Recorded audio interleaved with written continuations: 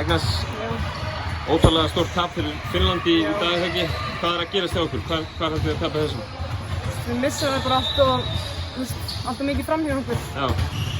Þar erum við að missa leikinn, já. Þetta gífurlega ólíkir andstæðingar sem þið mætið, Ísland í gær og Finnland í dag.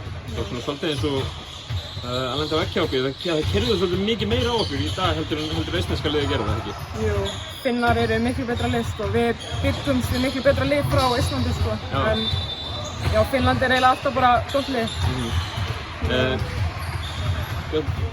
20 stiga tap en tölurnar gefa kannski ekki alveg til kynna hvað verið í gangi í leiknum. Þeir voru aðeins í góðar, lengi vel. Þetta var mjög góð leikur hjá okkur. Við bara mistum þetta í endan. Þær voru að setja alla þristana sína og við bara svona gáðumst upp einhvern veginn.